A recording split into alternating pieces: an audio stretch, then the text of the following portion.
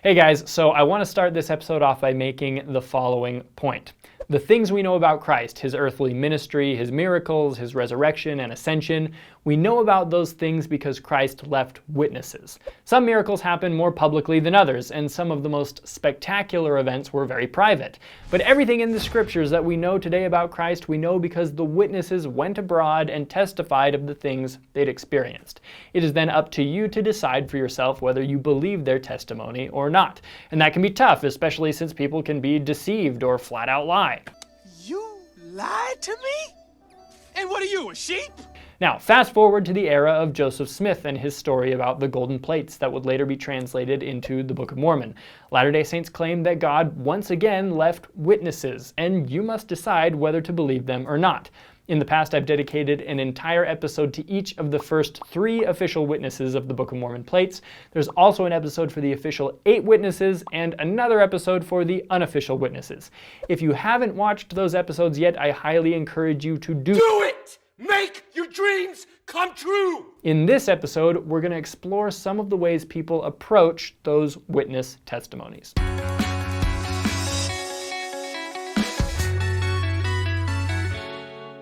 Okay, so based on my research, there are 6 major theories about what is happening with the formal and informal witnesses of the golden plates. Some people believe the witnesses lied and were co-conspirators with Joseph. Some believe they were duped by Joseph's hypnotic powers. Some believe their experiences were the product of religious fanaticism and an overactive imagination. Some believe Joseph duped them by forging a set of fake plates. Some believe their experiences were an intricate combination of any of the previous theories, and some believe that the witnesses were simply telling the truth. We've already explored pretty much all of these theories more in depth in past episodes, but we'll briefly revisit them here. Theory 1. Even critics of our faith have a hard time adhering to the idea that all of these witnesses were all in on a lifelong conspiracy. The data just doesn't add up. That doesn't add up. Many of these witnesses later left the church, were estranged from Joseph. Joseph actually publicly insulted some of them. Some publicly believed Joseph had become a fallen prophet, but they never deny their testimonies of the cold, hard reality of the golden plates. If it was all a conspiracy, Joseph would have done everything he possibly could to keep those people close. Alienating them would risk exposure. Some people say, well, back then, a man's word was all he had. My word is my bond. If the witnesses came out and said it was all a lie, their reputations would have been ruined. First of all, if integrity was that important back then, they never would have lied in the first place. No, he's got a point. Second, I disagree. I think the anti-Latter-day Saint communities the saints often lived around would have hailed whistleblowers as heroes. Yeah, flowers for everybody! And third, if they were worried about being branded as liars, they could have easily just claimed that Joseph tricked them. But they never do. The idea that this was all an intricate conspiracy just gushes questions that don't have good answers. Theory 2. The idea here is that Joseph could consciously or unconsciously induce auditory, visual, and tangible hallucinations in other people, sometimes without even being around them, that people testified had actually happened for the rest of their lives. The prophecy is true. We've already done an entire episode on this theory, so if you want to learn more about it, watch this episode. Theory 3. The idea here is that all of these witnesses got worked up in a religious fervor that caused them to only imagine they were seeing the plates. Wow! Ha!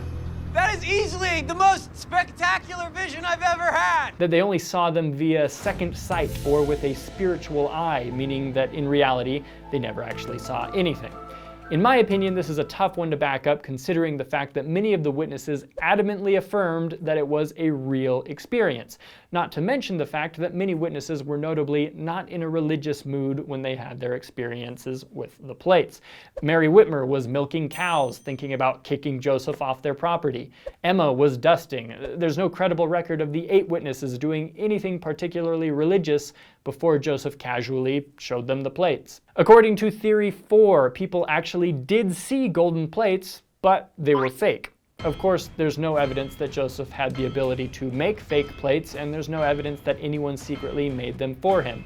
Not only does this theory fail to explain the supernatural experiences of some of the witnesses, but there's also simply no evidence to back it up. It's hard to stick with theory 1, 2, 3, or 4 because while one of those theories could explain the experience of some witnesses, Alone, each theory fails to explain the experiences of all of the witnesses, and thus, Theory 5. This theory mixes and matches some or all of theories 1 through 4.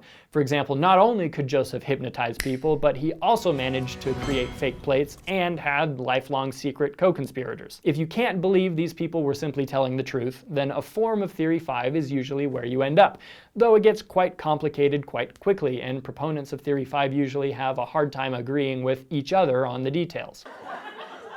I'm so confused. And last but not least, we have Theory 6, which is the belief that throughout their lives, these men and women simply told the truth. Obviously, I'm a fan of Theory 6, but that doesn't mean you have to be.